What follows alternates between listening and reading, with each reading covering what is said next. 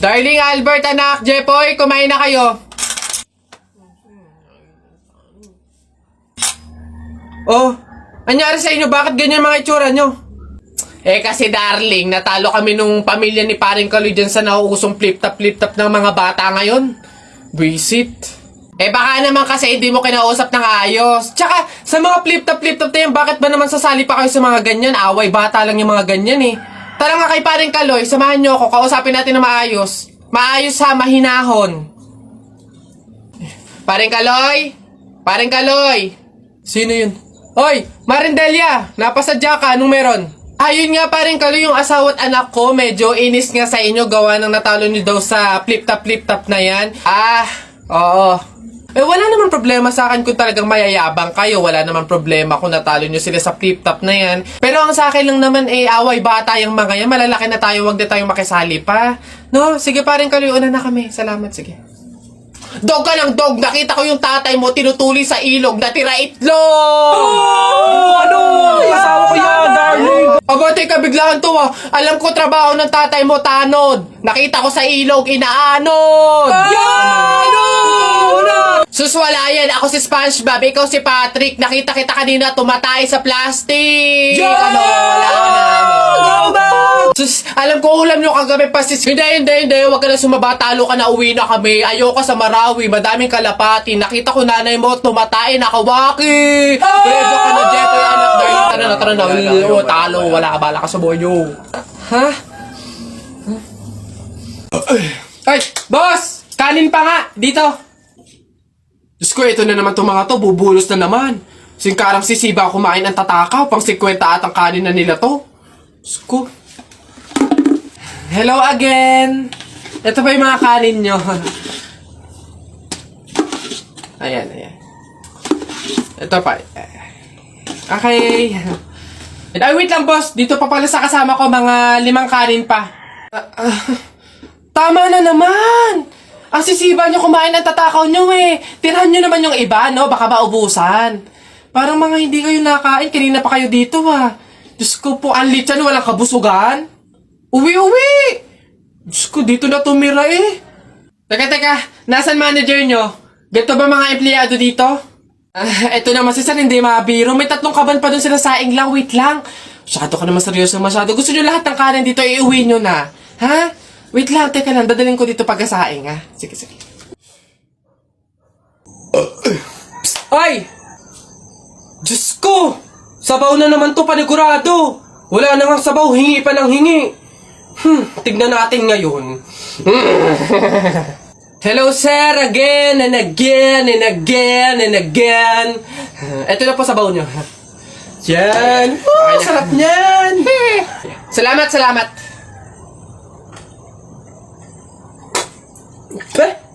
Hoy! Ay, sir, bakit? Hoy, ano to? Tubig to, hindi to sabaw.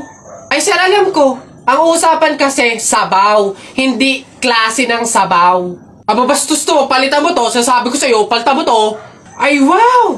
Kayo pa tong galit, ha? Malamang, ubos na yung sabaw namin. Kakahingi nyo. Pang 100 sabaw lang naman yung hiningi nyo kanina. Kaya naubusan na kami.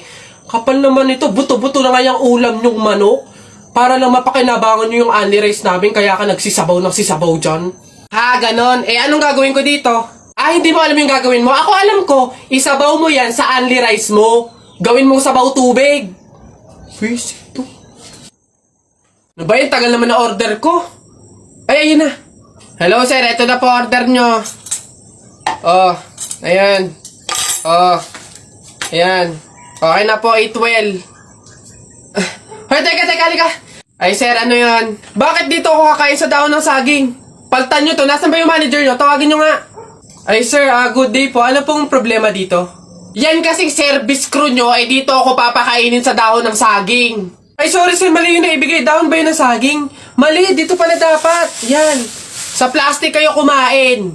Bastos nyo ha, ano ba problema ha? Hindi ko kasi alam kung bakit dito nyo ako pinapakain sa mga to.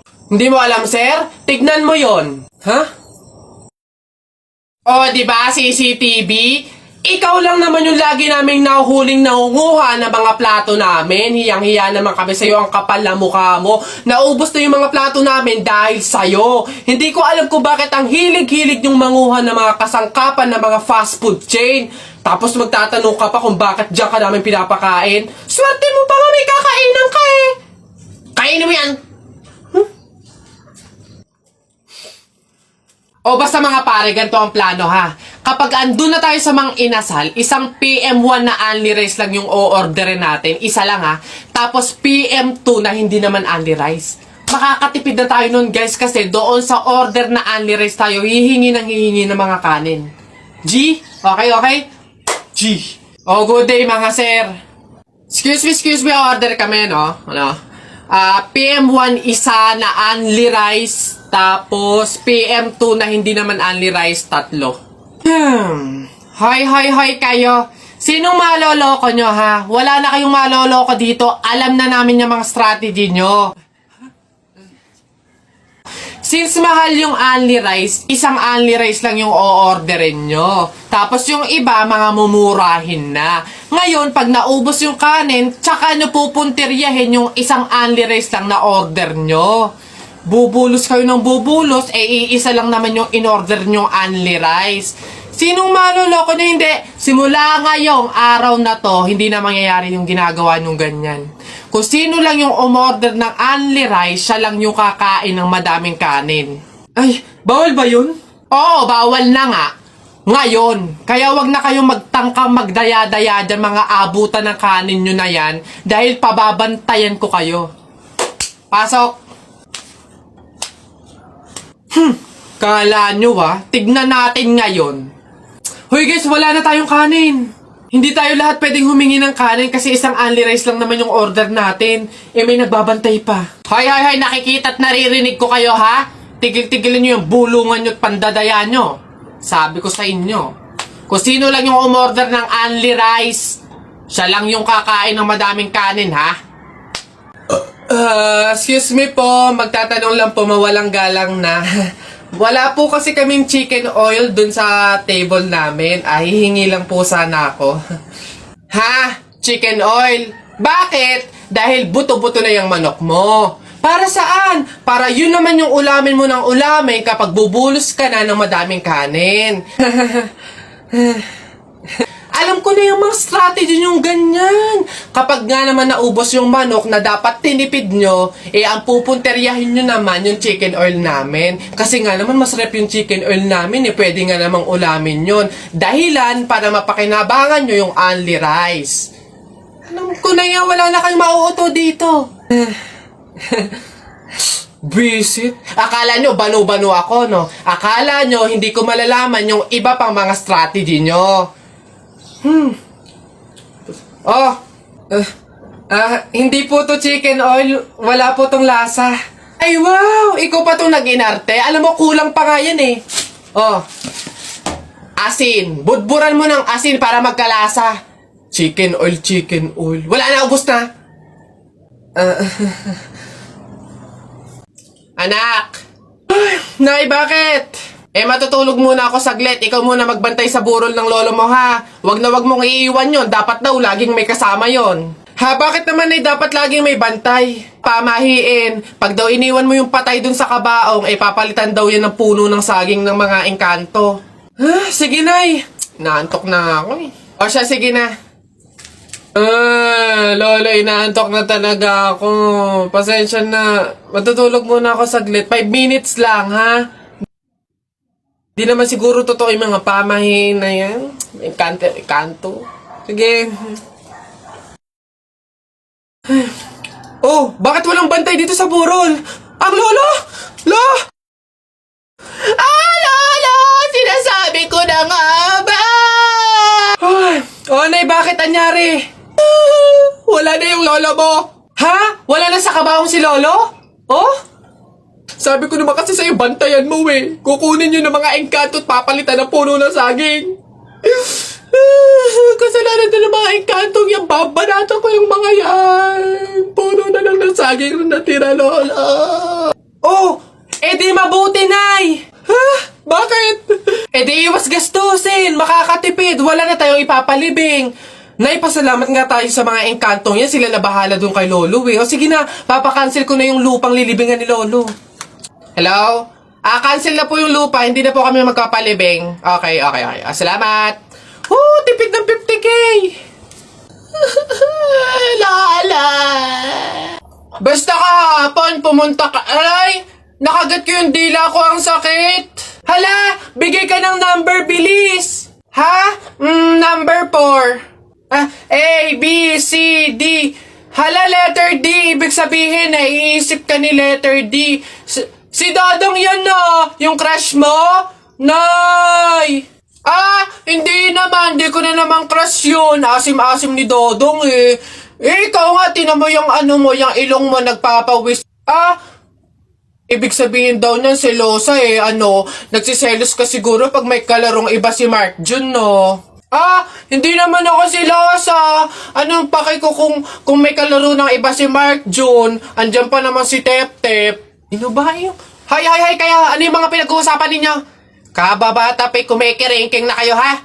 Hindi pa nga ata marunong magbasa at magsulat lumalantod na. Uy! Darling Albert, anak, Jepoy, kumain na kayo.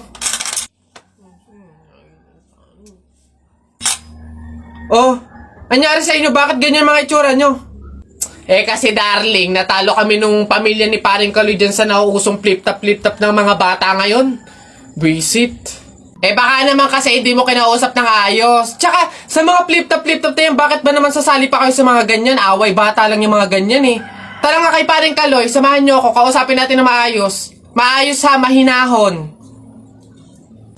Paring Kaloy! Sino yun? Hoy, Marindelia, napasadya ka, anong meron?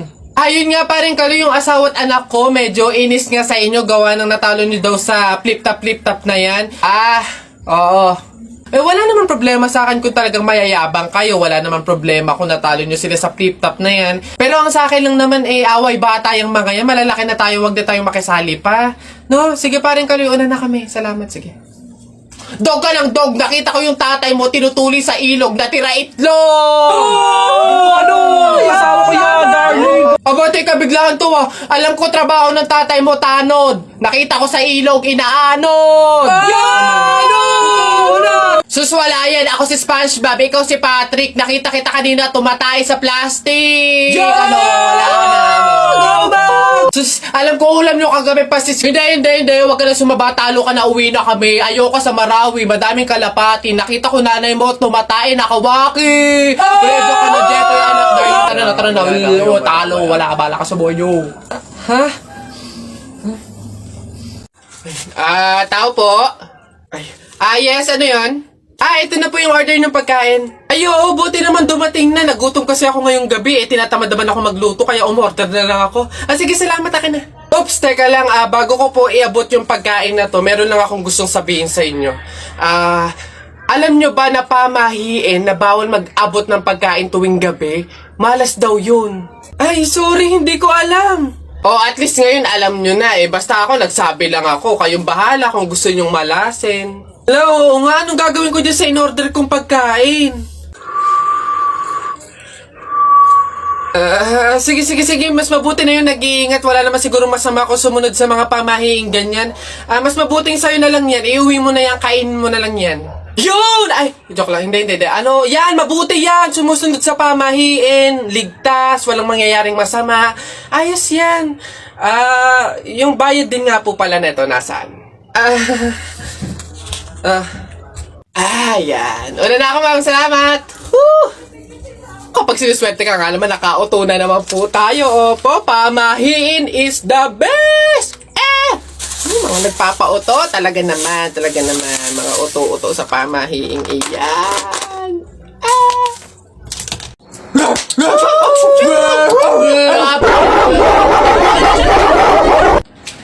Wala na.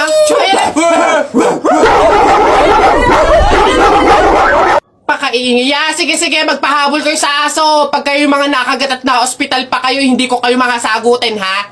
Ang babantot ninyo.